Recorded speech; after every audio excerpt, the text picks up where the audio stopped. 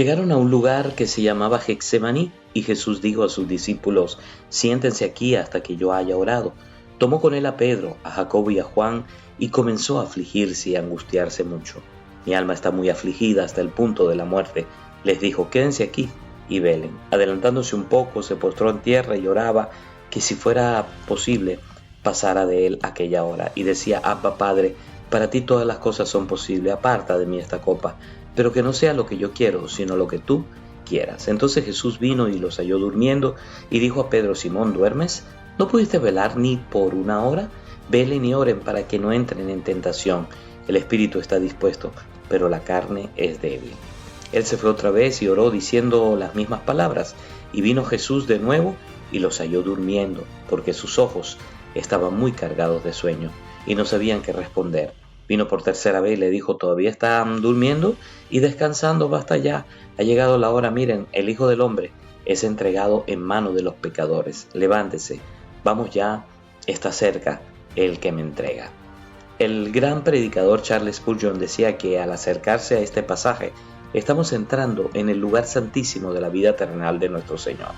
Ese es un misterio similar al que vio Moisés cuando la zarza ardía con fuego y no se consumía.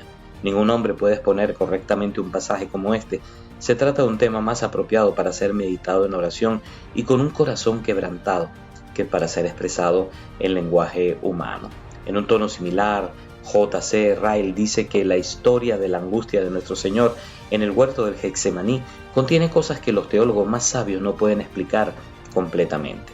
Sin embargo, el Espíritu Santo guió a 3 de los evangelistas a que incluyeran este relato en sus biografías teológicas del Señor Jesucristo, porque hay varias cosas aquí que necesitamos conocer y atesorar, aunque no podemos entenderla del todo. Así que no te pediré que te quites el calzado mientras lees este capítulo, pero quiero que entiendas de entrada que estamos pisando un terreno santo.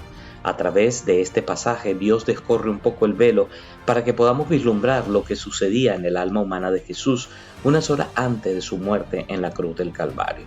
Nuestro Señor Jesucristo es verdaderamente Dios, pero es al mismo tiempo verdaderamente hombre, sin que ninguna de las dos naturalezas afecte a la otra en ningún sentido.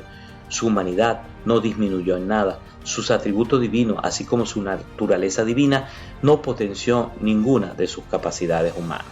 En palabras sencillas, Jesús es tan divino como Dios el Padre y tan humano como tú y yo, excepto por el hecho de que Él es sin pecado.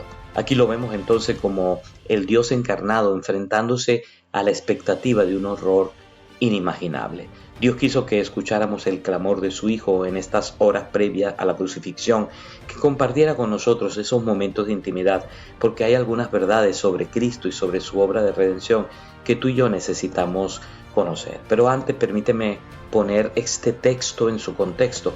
Jesús y los discípulos habían celebrado juntos la cena pascual en el aposento alto, donde quedó instituida la ordenanza de la cena del Señor. Luego partieron hacia el huerto de Getsemaní. Este era probablemente un huerto privado que alguien puso a disposición de Jesús durante su ministerio. Es posible que él usara este lugar para apartarse del bullicio de la ciudad y tener un tiempo a solas con Dios en oración, o un tiempo de instrucción especial con los discípulos. No sabemos quién era el dueño de ese huerto, igual que no sabemos quién era el dueño del asno que Jesús usó para entrar como entrada triunfal a Jerusalén el domingo de Ramos, o el dueño del aposento alto en el que celebró la Pascua con sus discípulos. Muchas personas desconocidas han servido a Jesús a lo largo de los siglos, pero todos ellos serán recordados y recompensados en aquel día. Al llegar a Getsemaní, el Señor ordenó a sus discípulos que se quedaran en cierto lugar, probablemente cerca de la entrada, mientras Él se internaba más profundamente en el huerto con Pedro, Juan y Jacobo. Él fue con ellos no porque necesitaría compañía, sino porque ellos necesitaban aprender una lección como líderes del grupo apostólico, como veremos en un momento. Por otra parte, no deja de llamar nuestra atención que el Señor haya escogido precisamente ese lugar para derramar su corazón en oración delante de Dios, porque la palabra Getsemaní significa prensa de aceite. Allí se cultivaban y trituraban las aceitunas para licuarlas. En ese lugar también sería triturada el alma humana de nuestro Señor ante la perspectiva de lo que ocurriría unas horas más tarde. Esto nos lleva de la mano a la primera escena que encontramos, una agonía desgarradora. El Señor tomó con él a Pedro, a Jacobo y a Juan y comenzó a afligirse y a angustiarse mucho.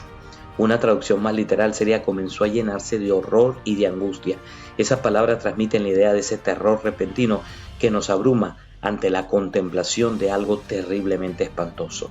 La cena pascual había concluido, pero ahora Jesús tenía que experimentar en carne propia aquello que la Pascua simbolizaba.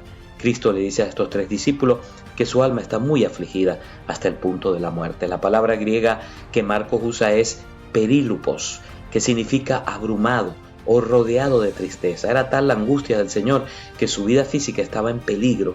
Esa es la idea que Jesús parece expresar a sus discípulos. La tristeza me embarga de tal manera que estoy a punto de morir.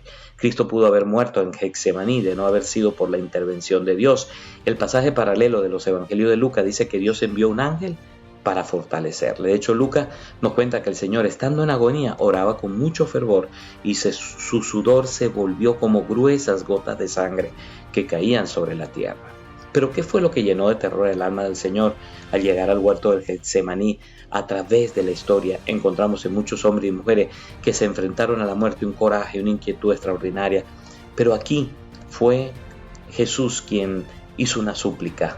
Jesús se postró a tierra y oró para que si fuera posible pasara de él aquella hora. Abba Padre, para ti todas las cosas son posibles, pero no sea lo que yo quiero, sino lo que tú quieres.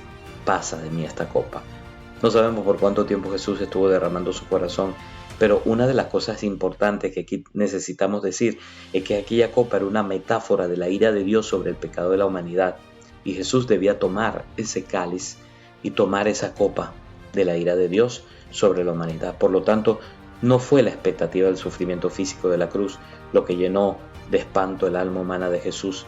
En cambio, fue saber que en pocas horas tendría que cargar con el peso de la ira santa de Dios que los suyos habían acumulado a través de todos los siglos. El Santo de Israel, que nunca experimentó en sí mismo la amargura del pecado, el sentimiento de culpa y la vergüenza por transgredir la ley moral de Dios, por primera vez en su vida iba a experimentar el abandono de su Padre. Vencedor, vencedora, en este día contempla por un momento a Jesús y en su presencia dale gracias porque Él cargó el peso del pecado de toda la humanidad. Mañana estaremos hablando más de este tiempo de Getsemaní, de estos días en que Jesús estuvo en momentos de dificultad para llevar todo el pecado de la humanidad en la cruz, morir, pero resucitar al tercer día en victoria.